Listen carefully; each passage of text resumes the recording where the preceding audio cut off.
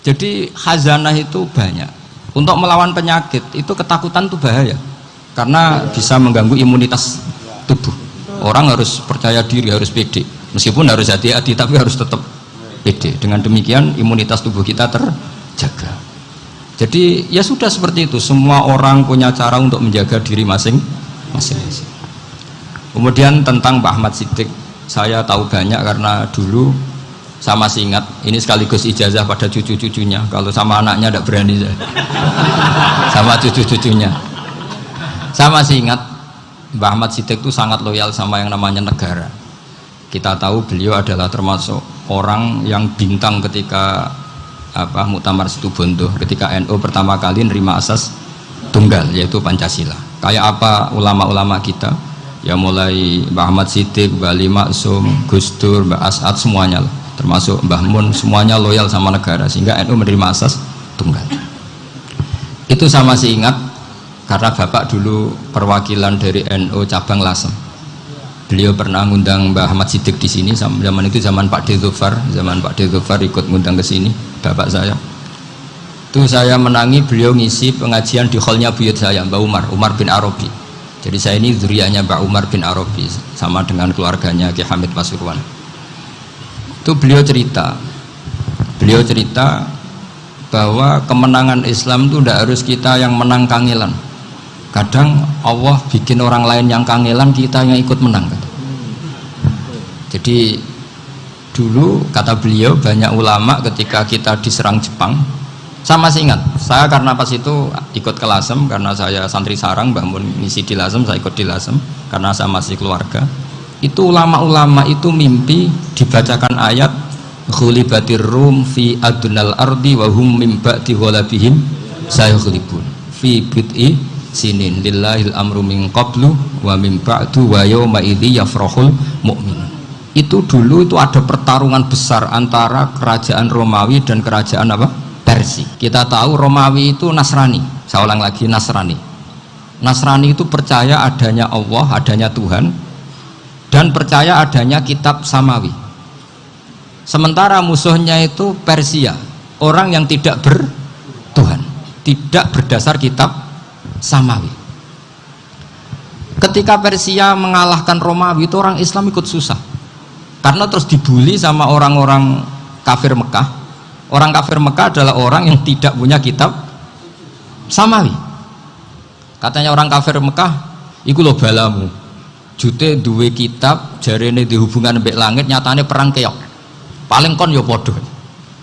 Jadi ada analogi bahwa kalahnya orang Nasrani itu dianggap simbol kekalahan orang yang bertautan atau berhubungan dengan langit. Akhirnya orang Islam susah. Saking susahnya orang Islam sampai Abu Bakar itu tanya, ya Rasulullah, lalu orang Romawi menang itu kapan? Terus ada surat turun fibit isinin, ya kira-kira 3. Abu Bakar pas itu belum alim-alim amat, jadi ngartikan 3 itu ya 3 betul, sehingga beliau masyhur itu cara Jawa totoan itu kimar, pokoknya nanti Romawi pasti menang 3 tahun lagi. Akhirnya ketika datang itu taruhannya dengan 10 unta, datang ke Rasulullah, Nabi menjelaskan, loh ndak, bid'u itu mabenas salas ilatis, itu 3-9, kamu jangan bilang 3. Ya sudah, taruhannya ditambah sampai 100 unta, tapi pembuktiannya enggak 3 tahun tapi nunggu 9 tahun. Sampean jangan tanya, berarti dulu pernah taruhan halal. Zaman sebelum ngaji saya sampean sudah sering taruhan, jadi jangan nyalahkan saya. Nanti itu ada ilmunya, namanya nasah mansukh. Dan taruhannya Abu Bakar tidak kayak sampean, taruhan yang sangat-sangat demi Islam, bukan demi hadun nafsi. Betul, ketika tahun ke-7 orang Islam itu menang. Gila ya, tahun 9 itu umat Islam menang. Menangnya umat Islam mengalahkan musyrik Mekah itu di Badar. Romawi mengalahkan Persia. Gara-gara Romawi mengalahkan Persia itu cara berpikir orang tuh rubah. Ternyata langit itu ada, kekuatan langit itu ada. Sehingga meskipun akhirnya orang Kristen bilang ada Trinitas, terus mereka keliru dalam mengartikan Isa, tapi ada sekian nabi yang mereka sebut dan mereka hormati. Ada sekian kesamaan. Sehingga dalam Islam, saya ulang lagi, dalam Islam, andai kan disuruh milih orang komunis sama orang Nasrani, Islam tentu sama-sama kerjasama, milih sama yang Nasrani, karena ini ahli kitab, kerjasama loh, bukan milih menjadi Nasrani. Nanti kamu salah paham, senangannya terus bully. Itu semangatnya pasti hasad. Nah, terus lalu relevansinya dengan Indonesia gimana? Wa yauma idzi yafrahul mu'minun. Ketika orang Romawi yang punya kitab samawi mengalahkan Persia yang tidak punya kitab samawi, itu orang Islam ikut bunga, ikut gembira.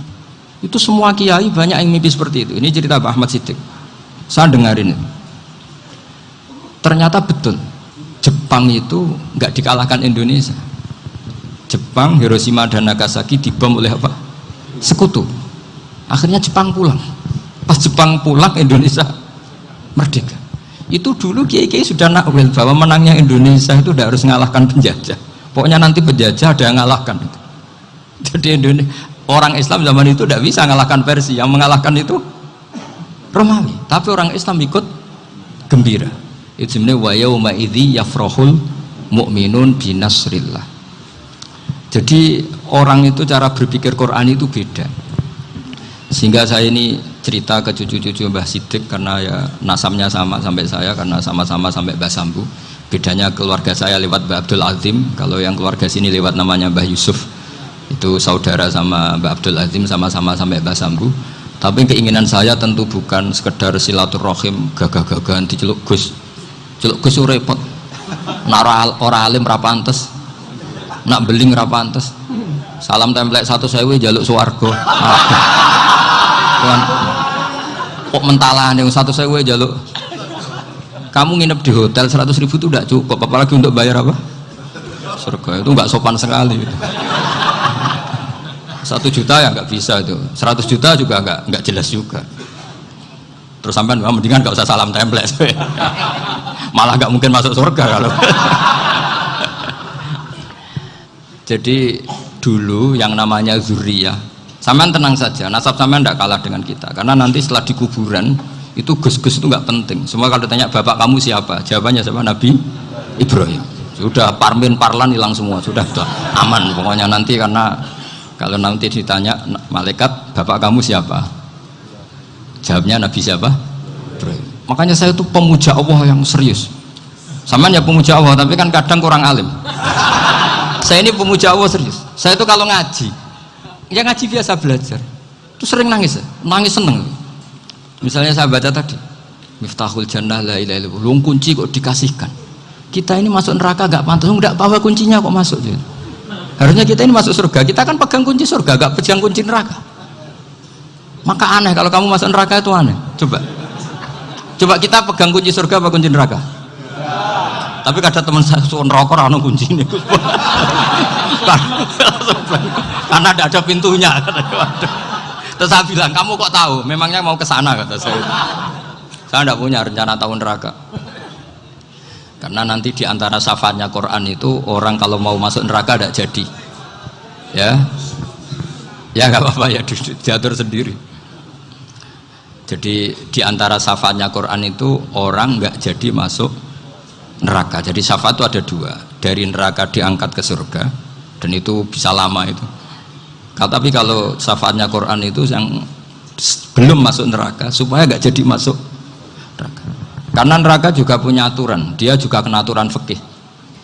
Jadi betul ini, saya ada guyon. Jadi kena konstitusi apa? Fikih. Sama tak ceritani syafaatnya Quran itu ada orang itu beling itu fasik. Itu dihafal surat Tabarok. Hafal betul. Tabarakalladzi biyadihil mulku wa huwa ala kulli syai'in qadir alladzi khalaqal mauta wal hayata. Pertanyaannya gini, boleh enggak orang menginjek surat Baqarah? Boleh enggak?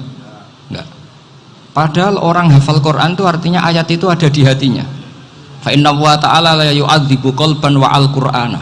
Allah tidak akan menyiksa hati yang menyimpan Quran, yang jadi flash disknya Quran, yang jadi rekaman Quran. Singkat cerita orang ini hafal. Pas ketemu Mungkar Nakir prosedur kan, ini orang fasik mau diantemin sama Mungkar Nakir. Prosedur ya, dia kan prosedur standar. Si surat Tabarok akhirnya menjelma jadi seseorang yang gagah berani. Kamu nggak boleh nyiksa orang ini. Saya ini kalamullah. Kalau kamu nyiksa dia berarti nyiksa saya. Kamu berani sama kalamullah. Wah ya tidak berani jadi Mungkar Nakir. Tapi orang itu nakal, harus saya gebukin. Tapi kata Quran tadi, tapi saya di situ pasti kena saya. Oh debat, nggak ada lajnahnya, ini nggak ikut. Kalau Gus Wirjo ikut jadi lajnah. Kalau jadi lajnah pasti kroninan, kalau santrinya dimenangkan nanti. Akhirnya debat. Ya sudah, kita ketemu Allah. Akhirnya Mungkar Nakir sama Quran tadi surat Tabarok datang sowan sama Allah. Terus kata Allah, memangnya kenapa Mungkar Nakir? Saya harus nyiksa dia karena dia fasik ya Allah. Memangnya kenapa surat Tabarok? Saya ada di situ. Menurut aturan orang tuh nggak boleh injak-injak Quran. Kalau dia nuduk saya, nuduk Quran, itu harus dikasih tahu fikihnya Mungkar Nakir. Akhirnya Allah ngendikan gini ke surat Tabarok, ya sudah terserah kamu. Kalau terserah kula Gusti, Mungkar Nakir nggak boleh nyentuh orang ini. Ya sudah selamat. Sehingga terus itu sama baca di termasuk mujizatnya surat Tabarok di tafsir Ibnu Katsir banyak. Karena tadi logikanya malaikat itu juga kena aturan fikih. Sehingga banyak ulama termasuk Said Muhammad ngendikan pertanyaan Mungkar Nakir itu tidak semua orang kena. Kalau semua orang kena, nanti kalau tanya Nabi Muhammad, waman nabiyuka, kacau kan jamnya. Nabi kamu siapa? Lu saya ini nabi. Ya kan? Lah nanti kalau pas ketemu Nabi Ibrahim, waman abuka, jadi repot kan? Makanya ada kiai yang guyon kalau ditanya merebuka, saya ini guru tauhid sembrono. Saya ini ngajar Ummul Barohin, kamu tanya merebuka. Masyhur itu keramatnya Imam Malik itu. Ada Ashabu Malik, rajulun min ashabi Malik, beliau ditanya Mungkar Nakir merebuka menabiuka. Imam Malik datang, ini seumur-umurnya itu ngajar tauhid. Kok kamu bedai enggak sopan kamu. Dan kita berharap barokah sampean ngaji nanti itu. Yes. Malaikat itu anak sungkane gitu. Jadi itu. Dan saya meskipun guyon itu serius. Bedanya orang alim sama ndak itu di situ. Kalau orang alim itu guyon itu masih bener, masih serius. Coba saya bacakan ayatnya. Ala inna auliya Allahi la khaufun alaihim wa lahum yahzanun. Terus lahumul busyra fil hayatid dunya fil akhirah. Artinya kalau Mungkar Nakir dengan penampilan garang gitu, berarti ada ketakutan apa enggak? Ada, padahal ciri utama walinya Allah tidak ada ketakutan. Makanya itu termasuk dalilnya Sayyid Muhammad, tidak semua orang alami seperti itu, karena wali-wali itu la khaufun alaihim wa lahum yahzanun. Wah, anak kiai ketemu karena kerja buat tidur wedek. Iku dreseke ora kok pertanyaan itu, nak konan santri piye? Lho isen wis kiai dihanjuti Mungkar Nakir. Malu gak kira-kira? Mesti plengani konan santri piye? Nah jawabannya gampang karena pernah ngajar tauhid. Makanya Sayyidina Ali ini cerita ini ada di kitab Nurul Dholam. Sama lihat di kitab Nurul Dholam karangannya Syekh Nawawi Banten. Itu Sayyidina Ali itu ya, andekan orang biasa mungkin ya agak-agak hasut, tapi ini wali gak boleh kamu katakan hasut. Dia itu mangkal sama Umar. Orang kok setiap orang pernah dibentak. Apa dia berani bentak Mungkar Nakir? Penasaran dia. Bagaimana kerengnya Umar itu berlanjut enggak gitu kira-kira. Akhirnya minta, ya Allah saya minta kasyaf. Ya karena yang minta Sayyidina Ali karena mau wajar dituruti sama kasyaf. Dilihat Sayyidina Umar pas meninggal itu. Jadi hasud itu ya kadang penting asal baik. Loh betul, bahasa Kanjeng Nabi kadang la hasada illa fisnaten. Itu Nabi membahasakan ya hasad. Gus Firson aja yang nafsirkan ghobtoh itu kan gaya-gayanan sebagai ulama. Aslinya Nabi ngendikan itu la hasada illa fisnaten. Ulama yang ganti itu namanya ghobtoh.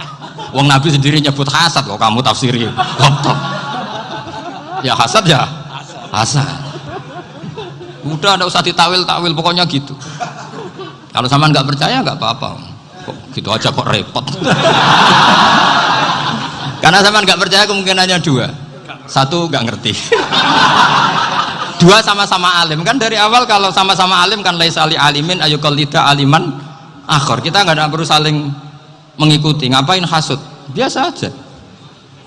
Akhirnya Sayyidina Ali kasih pas Umar bangun, setelah mati kan bangun, setelah meninggal bangun. Mungkar Nakir datang dengan perang yang sangat garang. Itu digambarkan Sayyidina Ali, matanya itu kal kidril ghali, kayak apa, kendil yang apa, menganga. Wah seru. Sayyidina Ali senang, paling takut ini Umar. Senangnya bukan main, wah ini mesti takut Umar. Biasa. Ternyata enggak, Umar malah bangkit. Woi, Mungkar Nakir, kamu tahu menghadapi siapa? Itu betul. Kamu itu menghadapi temannya ahabbal khalqi ilallah. Yang diandalkan temannya bukan dia. Kamu tahu yang kamu hadapi, saya ini teman kekasihnya Allah. Jadi boleh kamu mengandalkan Mbak Virjon. Tapi nanti resikonya mungkar tanya, itu Virjon siapa? Wah itu masalah kan. Makanya syaratnya wali itu harus ma'rufun fis sama. Di langit sudah populer.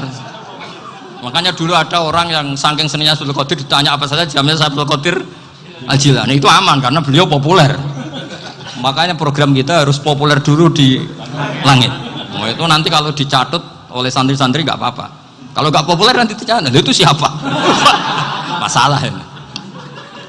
Umar itu yang dibanggakan itu, kamu tahu saya siapa? Ya enggak tahu. Saya ini temannya kekasihnya Allah. Temannya Muhammad. Iya, Muhammad Rasulullah. Wah, mikir, waduh. Repot. Loh di dunia aja gitu kan, temannya presiden, temannya panglima, apalagi ini temannya Sayyidul Awalin wal Akhirin. Di dunia aja bilang temannya presiden, menteri, orang sudah takut, apalagi ini temannya Sayyidul Awalin. Hanya karena terus konfirmasi sama Allah, gimana ya Allah ini ngadepi. Sebetulnya yang diandalkan itu temannya, bukan dia.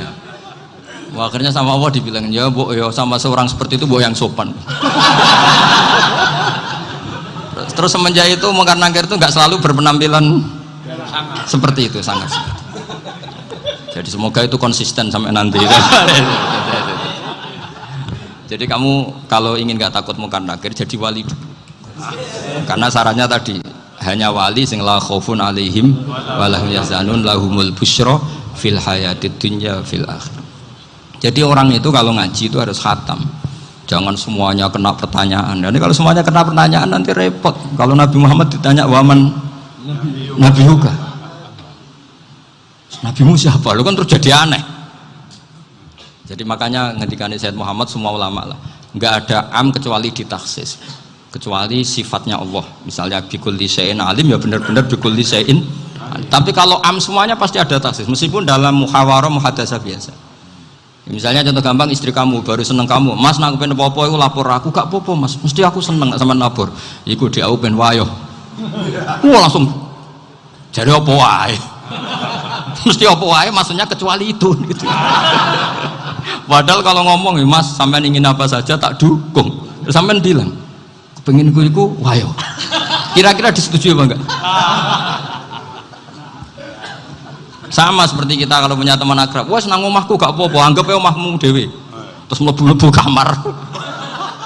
Jadi tidak ada am kecuali di taksis. Artinya kalau ada cerita bahwa orang mati pasti ngalami ditanya Mungkar Nakir, itu pasti ada am yang di taksis. Itu pasti juga dialami para anbiya, para auliya. Karena ciri utama wali itu la khaufun alaihim walahum yahzanun. Kemudian saya yang mau cerita ya, supaya sampean bisa menghadapi dunia global ini, tak bawa tafsir Munir termasuk tadi. Kenapa orang Islam, Rasulullah SAW itu lebih senang kalau yang menang itu orang Nasrani Romawi, ketimbang yang menang itu orang Faris, dalam hal ini ateis. Karena orang ateis itu lebih ngeri. Sebetulnya beberapa penemuan sains, terutama di ilmu medis, itu orang Amerika, kayak cloning. Tapi orang Amerika itu masih dilarang oleh gereja untuk mengaplikasi, karena nanti bayi cloning itu dipakai suku cadang. Di Amerika masih ditentang oleh fatwa-fatwa agama, baik Islam maupun Kristen. Tapi di Cina itu dipraktekkan, karena nggak ada halangan agama.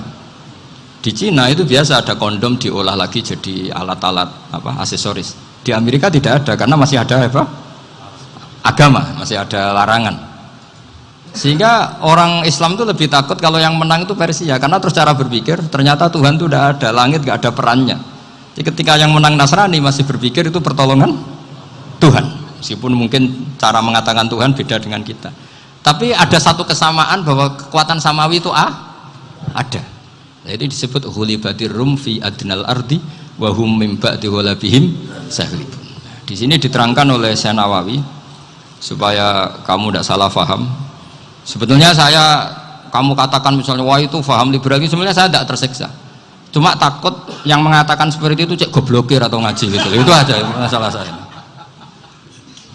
Ini saya baca ini karangannya Syekh Nawawi, karena tadi kata Mbak Firjon ngaji itu harus sama orang yang bersanad. Saya ini kalah sama beliau itu berkali-kali, secara nasab saya harus manggil Mbah, secara silsilah ilmu saya juga kalah lagi.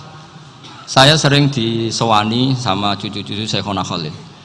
Kiai Siddiq itu termasuk murid dekat beliau, Syekhona Khalil.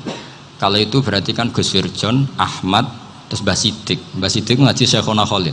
Syekhona Khalil itu pernah ngaji langsung sama Sayyid Zaini Tahlan. Berarti beliau dari Sayyid Zaini Tahlan itu baru generasi kelima. Sementara saya itu sudah ke-7 atau ke-6. Saya, Mbah Mun, Mbah Karim misalnya, Mbah Hashim, Mbah Mahfud Termas, Sayyid Abi Bakar Sato yang arangnya Anatul Tolibin, baru Sayyid Zaini Tahlan. Berarti saya ke-7, kalah lagi. Tapi untuk jadi wali biasanya cepat saya. Karena syaratnya jadi mbah itu ngalah demi putu. Jadi kalau beliau ngotot, saya dulu Gusti, saya mbahnya, wah itu mbah yang nggak baik.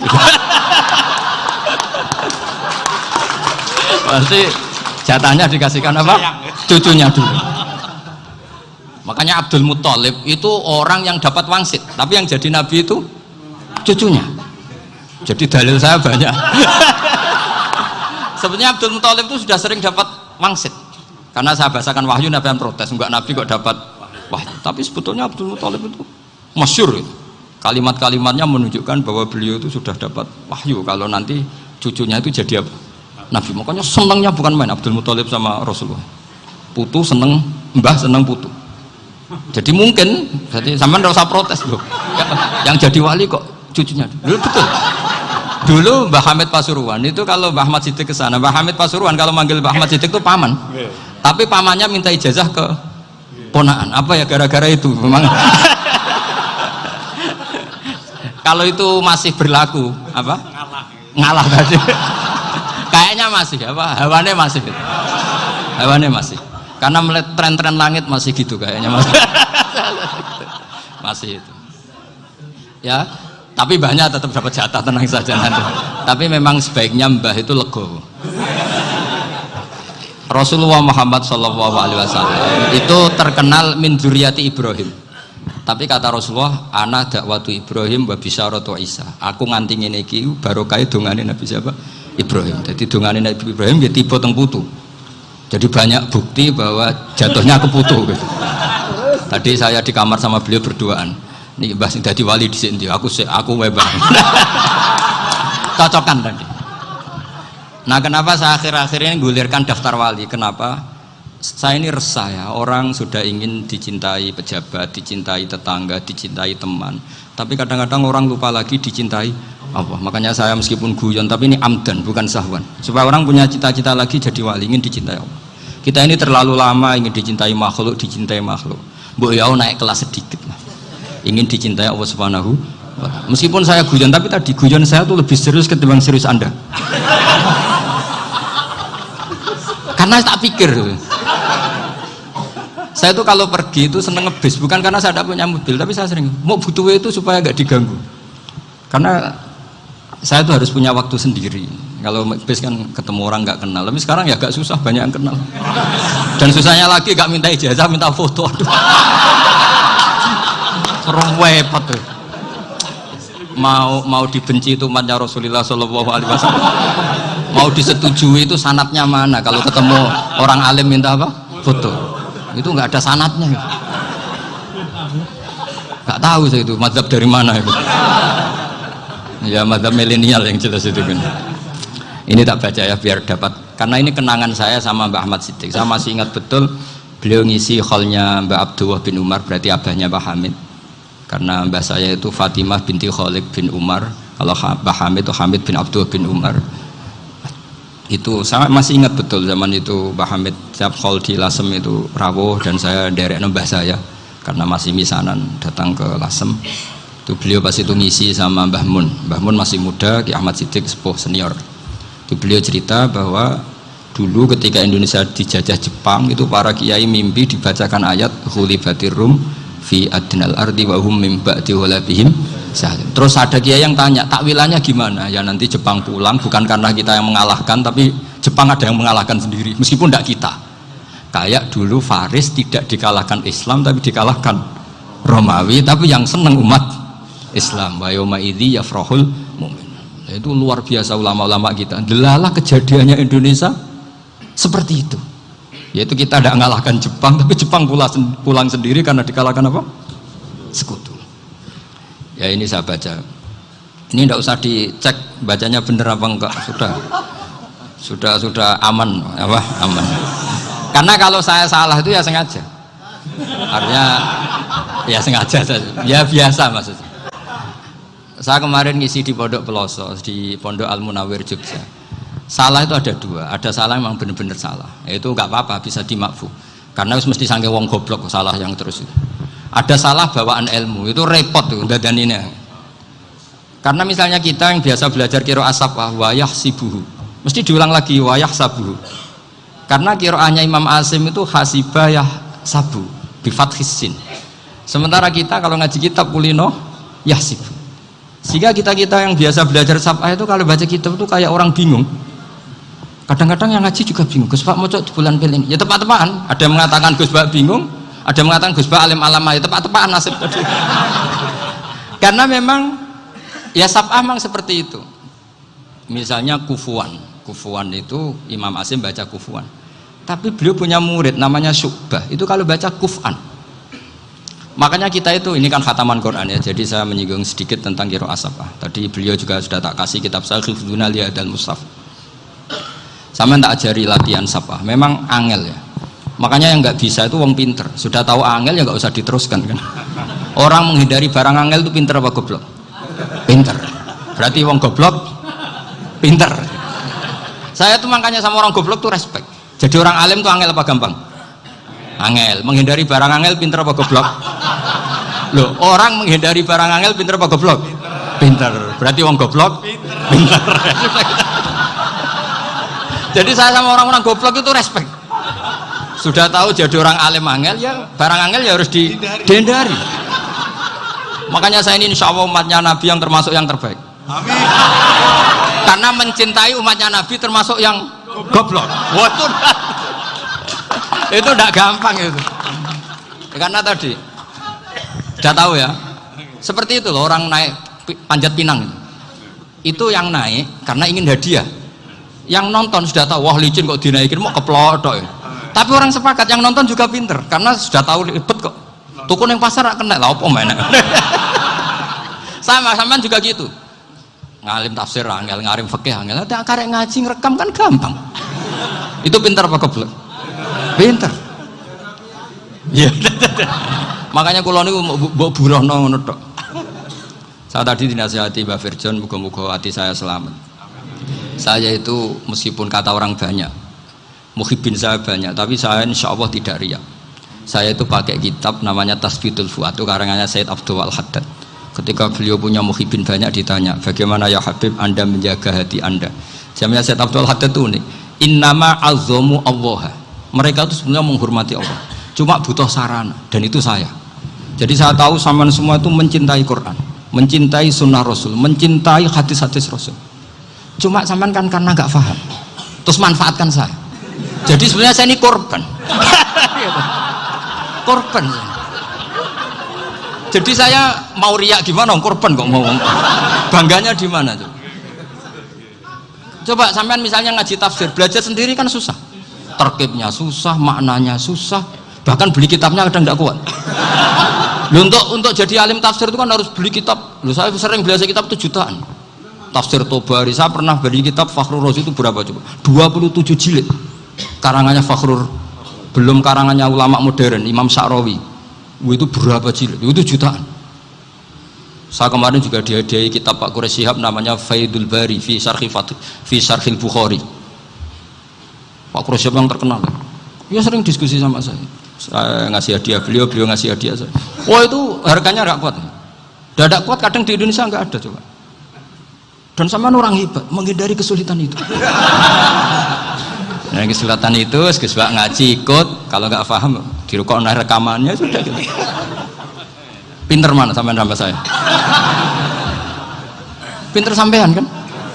Bikin sosis susah, beli aja kok repot kan? Makanya nggak boleh orang bilang, wah aku goblok reso tafsir, aku wong pinter. Makanya nanti kalau saya ketemu Nabi tidak termasuk orang yang mentahkir orang Islam. Kafabil mari isman ayah kiro akhahul muslim. Jadi cukup orang itu dosa kalau menyepelekan orang Islam, termasuk darani sampean goblok itu dosa.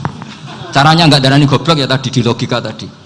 Alim itu angel, gendari angel itu pintar, berarti wong bodoh pintar ya sudah gitu. Tapi tetap bodoh. Tapi ini satu cara untuk saya respect gitu. Coba orang yang ngaji tafsir saya banyak, mungkin ribuan. Itu sebetulnya mencintai Quran. Karena Quran adalah kitab suci yang panduannya umat Islam. Sangat mencintai Quran. Terus kemudian mereka nggak paham. Terus mencari orang yang memahamkan. Burono lah cara jawabannya. Terus keren saya itu di mana coba? Lah terus mereka kurang ajarnya gini, kalau paham itu ya alhamdulillah paham. Wah nak ngaji Gus Bae ngono tok. Tapi nek ora paham, ora nyalano akale. Mari Gus Bae nerangno cepet, mulane gak paham. Ora kok nyalano teke sing lelet. Maksud kan masyaallah naudzubillah tenan. Sebetulnya tingkat kurang ajarnya tinggi Gus sebenarnya. Jadi kalau nggak paham itu kadang nggak nyalahno uteke. Kayak mau misalnya, mau mari mikir ra jelas. Padahal misalnya jelas ora mesti paham bodoh. Paham ya? Jadi kata Sayyid Abdul Haddad, innama azzamu Allah. Sebenarnya mereka itu sangat menghormati Allah. Makanya kita nggak perlu mengatakan wasilah itu kafir, nggak akan. Karena orang tawasul sama Rasulullah itu ingin dapat ridhonya Allah lewat orang yang dicintai Allah. Kita mencintai wali sebenarnya, wah itu kekasih Allah. Kita mencintai itu karena mencintai Allah. Sama seperti gini, kamu mencintai kangkung apa enggak? Sebenarnya sama sekali enggak. Tapi kamu ingin sehat, ada asupan gizi. Kamu ingin tubuh kamu sehat, butuh asupan gizi. Kemudian kamu makan kangkung. Apa terus kamu cinta kangkung? Kan enggak. Cinta kesehatan kamu sama. Orang yang mencintai saya sebenarnya ingin kepuasan rohani. Saya kan termasuk kiai yang torekonya gampang. Ini swarga kan akhirnya penggemarnya banyak. Coba kalau kamu ini neraka. Wah, jadi sebetulnya Anda mencintai kepuasan Anda sendiri. Nah, saya ini korban. Makanya untuk masuk surga cepat saya, korban itu cepat. Da'watul mazlum la turaddu kan gitu. Laisa bainahu wa bainallah hijab. Jadi saya kalau dongo langsung seret langit. Karena mazlum. Saya sinau tafsir itu Pak, sampean bayangkan ada tafsir itu sudah 27 jilid. Sengarang Fakhrul Razi itu bulatnya bukan main. Karena dia ahli filsafat. Bulatnya Masya Allah. Sudah gitu sinau Jalalain kadang dikomen oleh Sawi. Sudah kita percaya Jalalain jebule dibuli Sawi. Percaya Sawi dikandani, oh iku Maliki rasa ribet. Sudah gitu sinau Qurtubi, sinau tafsir Tabari itu susahnya. Belinya susah, belajarnya susah. Padahal saya punya keluarga, punya istri, punya anak. Bayangkan kalau istri saya rewel kayak istri sampai. Wah itu, tapi alhamdulillah enggak. Sama sekali enggak. Allah sudah milihkan, wah ini bahaya kalau punya istri rewel. Imam Sibawai itu kitabnya banyak, tapi yang terbukukan hanya kitab Sibawai. Karena beliau kalau sudah belajar lupa istri. Hanya pas beliau di pasar, kitabnya dibakar semua sama istrinya. Karena dianggap saingannya.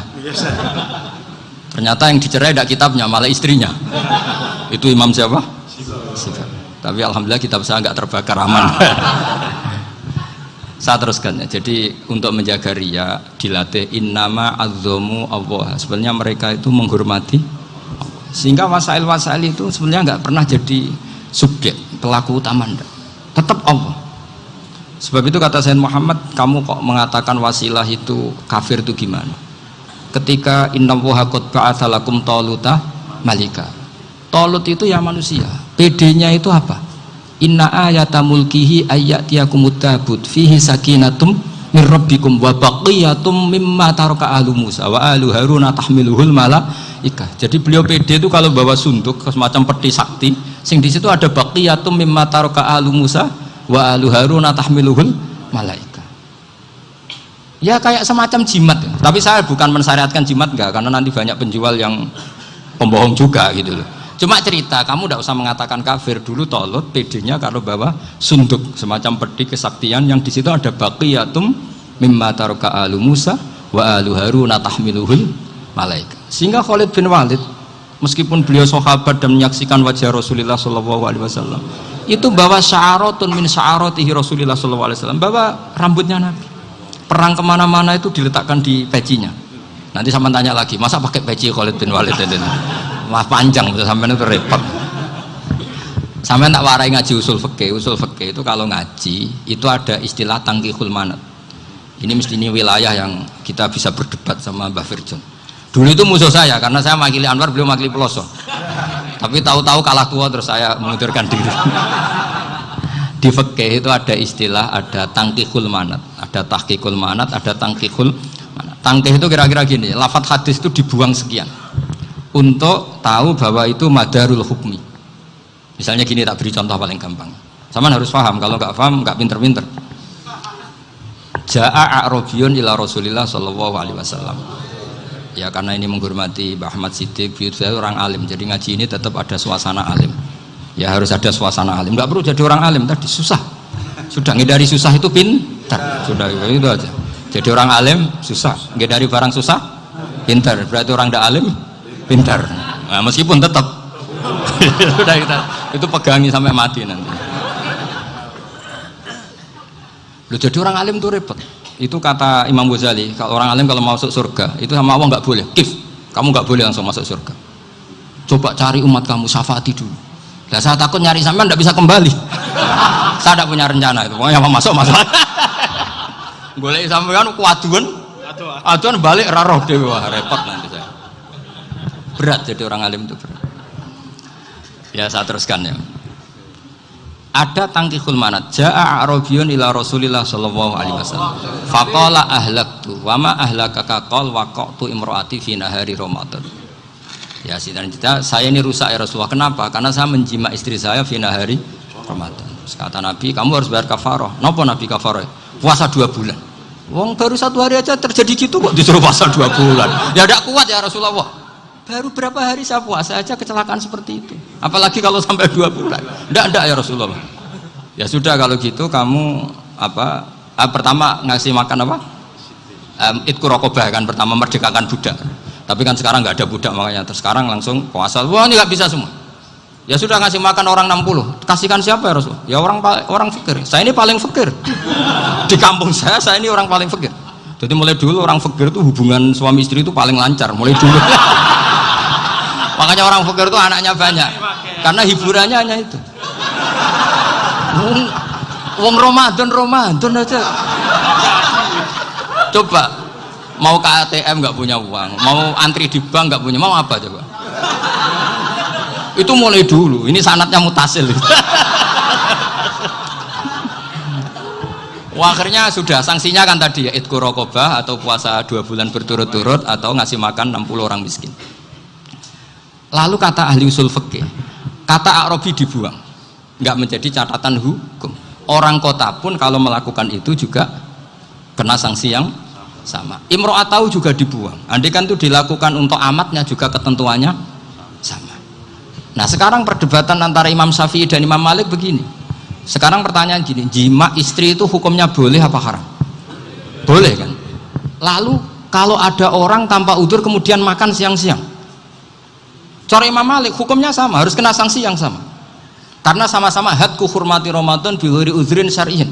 Sama-sama merusak hukum Ramadan tanpa udzur syar'i. Lo jima itu tidak zina. Kan hukumnya jaiz. Nah, sekarang makan hukumnya jaiz, harusnya juga kena ketentuan yang sama. Cara pikirannya Imam Malik. Nah, alhamdulillah Imam Syafi'i gak setuju. Wah, cara setuju repot. Bahkan orang-orang Syafi'i sudah punya khilaf, kalau gitu minum dulu. Iya, biar iftarnya pakai minum. Setelah minum baru jima kan. Ini sudah menyiapkan khilafnya. Ini khas Syafi'i ini, bongsong rekayasa hukum. Nanti bisa belajar jauh cara ngakali hukum. Makanya guyonan yang masyhur Gus Dur itu gitu. Ada seorang kiai atau Gus lah, ya punya salah, namanya manusia kan punya salah, entah cangkruk entah apa, pokoknya punya salah. Ada wartawan yang ngiranya semua kiai itu orang suci, sehingga tanya sama Gus Dur, Gus itu ada kiai kok ya pokoknya salah lah, tapi jangan bayangkan dosa besar, enggak, kecil-kecil aja. Itu gimana itu? Padahal kiai kan orang suci. Jawabnya Gus Dur lucu. Ya justru yang boleh salah itu para kiai. Kalau kamu nggak boleh. Loh, kok bisa Gus? Karena mereka tahu caranya tobat. Repot. Kalau kamu nggak tahu caranya. Sama pelanggaran hukum itu ya harus pakar-pakar hukum. Itu yang tahu caranya rekayasa. Kalau kamu ya kena pasal kan ya. Jadi kamu jangan niru saya ini punya sekian cara untuk nah, itu namanya khilah. Makanya kata Sayyid Muhammad, kamu tidak usah anti khilah, karena Abu Hanifah itu membolehkan khilah, kitabul khiyal. Yang penting kamu soleh dulu, setelah soleh nanti Allah maklumi. Soleh dulu, syaratnya soleh dulu. Kalau tidak soleh jangan. Contohnya gini, ada orang mau puasa lemes sekali, mau makan gampang. Kalau langsung makan kan kayak hadku hormati Ramadan biwiri udrin sarian. Aku langsung mau jembera sowan Mbah Firjo. Sudah status saya apa? Musafir. Nah, sudah berangkat aja sampai Tuban makan. Nanti kalau nggak jadi ya nggak apa-apa sudah. Kan mulai pergi sudah musafir. Saya tidak tahu nanti malaikat tertarik gebuki nggak tahu. Tapi itu ada khilahnya. Asal soleh. Karena kata Sayyid Muhammad dan semua kitab mengatakan itu. Kalau sama nggak tahu ya kebablasan. Nabi Ayub, nabi yang terkenal Gudiken itu siapa? Ayub ya. Nah, itu yang Israiliyatnya akan seru. Gudiken dikukur bek kreweng itu terlalu lah kalau itu. Untuk kreweng konti, neng Arab orang kreweng itu sudah masalah itu. Singkat cerita, Nabi Ayub ketika diasingkan kaumnya itu kan nggak punya sumber makanan. Lah orang lelaki itu mulai dulu egois. Istrinya Nabi Ayub itu cantik sekali, udah cantik, rambutnya bagus. Makanya kamu nggak usah tanya kenapa istrinya kayak banyak yang cantik. Ya, nah warasatul anbiya, nggak boleh gitu. Kalau nggak cantik ya warasatul anbiya dari segi balak. Istrinya Nabi itu semuanya cantik. Nggak usah tanya sebabnya apa, pokoknya gitu, semuanya cantik. Singkat cerita, beberapa kali istrinya Nabi Ayub itu kerja demi bisa nafkahi Nabi siapa? Suatu saat itu tidak ada pekerjaan yang cukup untuk beli roti. Satu-satunya peluang dapat rezeki itu putrinya raja itu rambutnya berondoli. Terus ada sayembara siapa yang rambutnya bagus mau dibeli. Sampai rambutnya istrinya Nabi Ayub itu dijual. Nabi Ayub tersinggung karena itu mengurangi kecantikan. Jadi lelaki mulai dulu gitu. Udah nggak urun kalau istrinya nggak cantik itu komplain.